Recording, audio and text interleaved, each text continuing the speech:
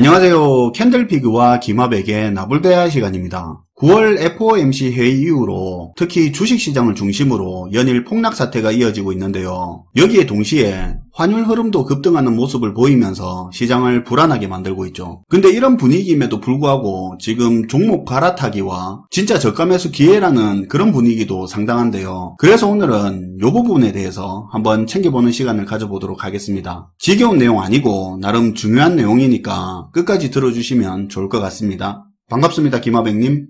네, 안녕하세요. 현재 자산 가격 하락이 급격하게 진행되고 있습니다. 불과 1년 전까지만 해도 코스피 기준으로 3,300을 넘었던 주가가 이제 2,200도 무너지고 동시다발적으로 환율 문제와 더불어 각 부분에서 경제 문제까지 노출되다 보니까 조만간 지수 2,000대도 위협받을 수 있다는 전망 등이 나오면서 투자자들의 불안감을 키우고 있는 상황인데요. 그런데 한편에서는 주식시장 중심으로 이렇게 자산 가격 하락이 크다 보니 이런 일들도 많이 보이고 있습니다. 최근에 개인적으로 주변에서 많이 보이는 모습인데 투자자들을 중심으로 두 가지 심리 상태가 많이 보이는 것 같아서 사실 걱정이 좀 많이 되고 있어요. 최근 들어 자산 가격의 하락폭이 큰 편인데 투자자들의 어떤 심리들이 불안해 보인다는 겁니까?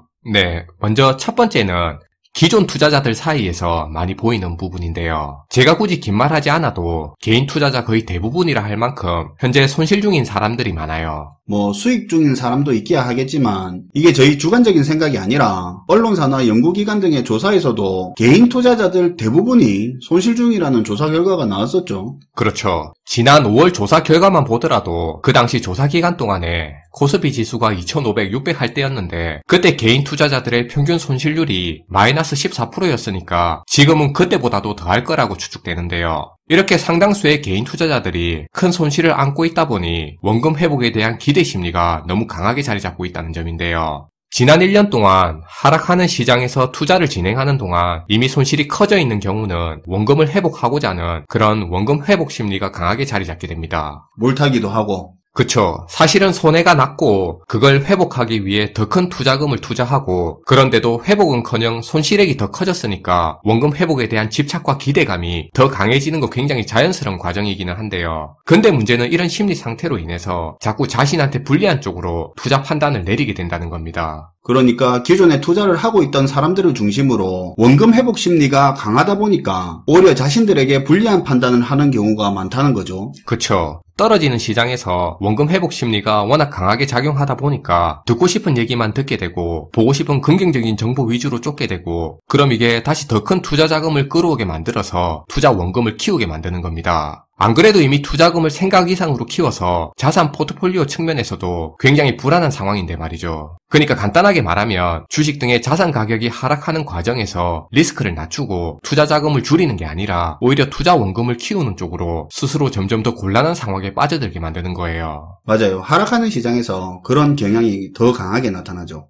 네. 그리고 두 번째 경우는 기존에 투자를 하고 있던 사람들이 아니라 투자를 안 하던 사람들한테서 자주 보이는 부분인데요. 투자를 안 하는 사람이 왜요? 이게 제 주변을 보더라도 주식 투자에는 크게 관심이 없던 사람 중에 특히 여유 자금이 제법 있는 사람들이 최근 주가 하락을 보면서 이런 심리를 되게 많이 가지는 것 같은데요. 와, 이 정도까지 빠졌으면 여기서 조금 더 빠져도 빠져봐야 얼마나 더 빠지겠냐. 버틸만 할 것 같은데 전에 가격 봤을 때 이 가격이면 지금이 기회라는 겁니다. 뭘 사더라도 돈을 벌 수밖에 없는 그런 타이밍으로 본다는 거예요. 지금 초우량주 중심으로 관심을 가지고 있는 사람들이 제법 있죠. 아니 말은 초우량주인데 엄밀히 말해서 이 회사가 설마 망하겠냐 하는 그런 회사들 위주로 좀 급하게 매수하려는 모습이 보이죠. 네, 맞아요. 저도 이번에 좀 여유 있는 지인들이 그런 모습 보이는 걸 좀 봤습니다. 근데 이게 문제가 오로지 차트상으로 봤을 때 정말 너무 싼 가격으로 느껴지니까 묻지마식으로 표시되는 가격에 너무 몰입해 투자를 한다는 겁니다. 그 가격을 기준으로 투자 논리를 만들어 간다는 거예요. 더 내려가봐야 얼마나 내려가겠냐. 담아두고 놔두면 된다. 결국은 오른다. 그쵸. 계속 얘기했지만 지금 다가오는 위기가 우리가 지금까지 겪어봤던 그런 수준의 위기가 아니라는 건데요. 지난 전 세계 차원에서도 수십 년간 누적된 경제, 사회, 국제적 문제들이 전방위적으로 동시에 터지는 그런 퍼펙트 스톰을 앞두고 있는 상황입니다. 일부는 위기를 느끼고 있다고는 하지만 그 크기에 비해서 사회 전체적으로는 둔감한 상태고요. 사실 이미 이렇게 심각한 부채 상황에 이렇게까지 금리를 빨리 올리면서 동시에 환율 문제가 터지고 무역 수지마저도 이런 적자 흐름을 거듭하는 이런 흐름은 여태껏 없었습니다. 게다가 영국, 일본마저도 아니 전 세계가 이렇게까지 동시다발적으로 문제가 터지는 일은 우리 평생 겪은 적이 없었어요. 전문가니 학자니 한 치 앞을 내다보기 힘들고 최근 미 연준마저도 예전에 자신감 있던 태도는 온데간데 없고 현재 경제가 이례적인 혼란을 겪고 있다면서 뉴노멀이라는 말로 자신들도 앞으로 상황을 확신하지 못하는 걸 애둘러 말하고 있는 판국입니다. 그런 상황에서 오로지 최근에 떨어진 주가 하락만 보고 지금을 둘도 없는 투자 기회로 여긴다는 건데요. 그럼 또 앞에서와 마찬가지로 내가 지금 느끼는 이 기회를 살릴 수 있는 보고 싶은 정보만 쫓게 되는 거죠. 해결하기 힘든 문제가 장기화될 문제가 산적된 시장이라면 자산 가격이 하락해도 그건 기회가 아닙니다. 그러니까 하나하나의 악재가 반영되는 과정이지 떨어진다고 해서 다 싼 가격이 아닐 수도 있다는 거예요. 차트만 눈으로 보면 진짜 지금 주식 가격이 싸 보이는 건 맞는데 그 싸다는 근거가 사실 빈약하기는 하죠. 그쵸. 이렇게 기존 투자자는 기존 투자자대로 원금 회복 심리가 강하고 투자하지 않던 사람은 저가 매수 유혹 강한 이런 시점에 우리가 제일 조심해야 될 게 뭐냐? 지난 28일자 뉴스원에서 나온 기사 내용을 하나 들어보면 뻔한 이야기일 수 있지만 아마 정신이 번쩍 들 것 같은데요. 기사 내용은 이런 겁니다. 한 대형 증권사 리서치 센터에서 우리 환율이 1,400원을 갈 수 있다는 그런 보고서를 내놨는데 이걸 보고 같은 증권사 영업부에서 난리가 났다는 거예요. 영업부에서는 고객들한테 환율이 곧 안정될 거라고 하면서 영업 뛰고 상품 팔고 있었는데 같은 회사 리서치 센터에서 환율 1,400원 간다고 해버리면 고객들이 환율 불안을 느껴서 주식 등을 팔아버리게 되니까 도대체 영업을 하라는 거냐 말라는 거냐고 내부적으로 난리가 났다는 거죠. 기사 내용에는 지금 매수 매도 의견을 보이는 투자 보고서도 마찬가지라는 건데요. 증권사들이 급격한 주가 하락 과정에서도 정말 웬만해서 매도 의견을 안 보인다는 겁니다. 사실상 투자 보고서가 아니고 어떠한 상황에서도 거래를 띄우려는 그런 영업을 위한 보고서라는 말인데요. 이게 긍정적인 정보만 쫓으려는 앞에 두 심리 상태와 맞아떨어지는 거예요. 뭐 사실 매도 의견 나오는 보고서 찾아보기 힘들죠. 기껏해야 중립 의견이고. 네. 우리가 아는 투자 시장이라는 게 원래 불안하고 뭔가 딱 정확하게 확정된 것도 없고 그리고 투자하고 나서 나중에 어떻게 될지도 잘 모르다 보니까 많은 분들이 그래도 자기보다 좀 나아 보이는 소위 전문가라는 그런 사람들한테 많이 의지하게 되는데요. 왜냐면 전문가들이 방송에 나와서 말하는 걸 보면 논리적으로 말도 잘하는 것 같고 무슨 말을 해도 자신감도 있어 보이고 전문 지식으로 인사이트도 갖춘 것 같으니까 괜히 나 혼자 투자하는 것보다는 이쪽에 의지하는 게 더 나을 것 같다는 생각을 가질 수 있습니다. 근데 사실 여기서 생각해야 될 게 우리가 평소 전문가라고 믿고 따르는 사람들은 실제 대부분이 투자자가 아니라는 사실이에요. 바로 그거죠. 네. 이들은 실제 어딘가에 소속돼서 투자 소득이 아닌 근로소득으로 혹은 사업소득으로 살아가는 사람들이 대부분이라는 얘기죠. 우리는 금융 전문가라고 해서 그들을 전문 투자자라고 착각해서 생각하는 경우가 많은데요. 근데 사실은 금융업계에서 근로소득으로 살아가는 사람들이 대부분 금융 전문가로 활동하고 있습니다.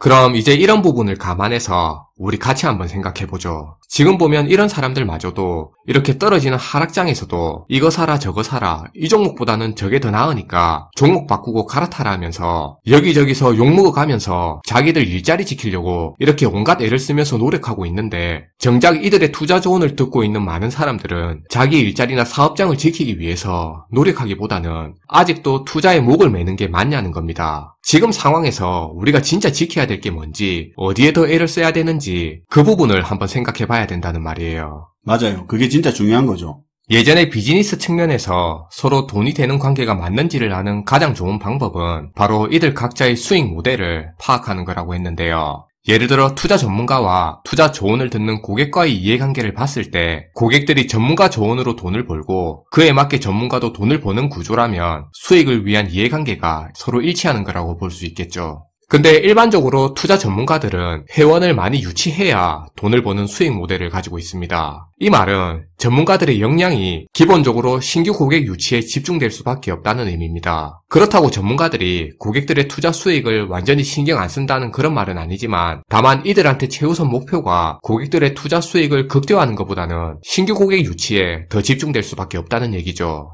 반면에 조언을 받는 투자자들은 실제 투자를 통해서 수익이 나야 돈을 벌 수 있는 수익 구조입니다. 엄밀히 보면 투자 전문가와의 이해관계가 일치하지 않는다고 볼 수 있는 거죠. 서로 도움이 될 수 있는 구조는 아니네요. 그렇죠. 그래서 지금 같은 하락 시장에서 공격적인 투자 조언을 한다? 이런 사람들 굉장히 조심해야 되고요. 이들이 진짜 나의 자산을 지키기 위해서 내가 가진 자산을 증식시키는 쪽으로 그렇게 하는 투자 조언인지, 아니면 그들이 자신의 소득을 지키기 위해서 하는 그런 근로활동이나 사업활동일 뿐인지, 이걸 꼭 구분해서 보고 판단해야 될 거라는 생각입니다. 자꾸 종목 갈아타라 이런 것도 거래 증가 목적이지 진짜 돈 버세요 이런 게 아니죠. 네, 우리가 그런 의도를 파악해야 된다는 거죠. 마지막으로 어느 정도 주식 투자 경력이 있으신 분들이 주식 차트를 펼쳐놓고 얘기하는 경우가 되게 많은 것 같은데요. 물론 기술적으로 보면 의미가 있기는 합니다. 근데 개인적인 생각으론 지금 같은 상황일수록 차트 같은 이런 그래프 보지 말라고 꼭 얘기하고 싶습니다. 많은 분들이 오히려 차트 때문에 과거 특정 가격이 머릿속에 기준이 돼버리는 그런 앵커링 효과에 꽂혀서 자꾸 예전 가격하고 비교해서 지금 더 싸게 느끼는 것 같고, 그러다 보니 상황은 갈수록 더 안 좋아지는데 투자 의욕은 오히려 더 커지는 그런 위험에 노출되는 것 같다는 생각이 들고요. 차트 펼쳐놓고 여기가 지지선이고 이중바닥이니 삼중바닥 반등 타이밍이니 하는 그런 얘기, 최소한 지금만큼은 그냥 그런 소리 들리면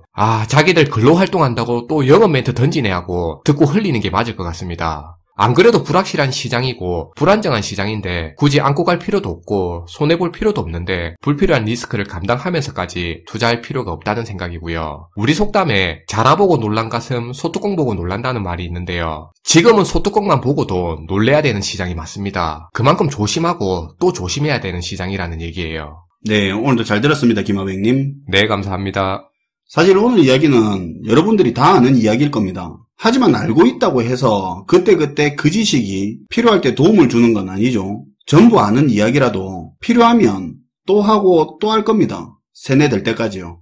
시청해주셔서 감사하고요. 지금까지 나불대화 시간이었습니다.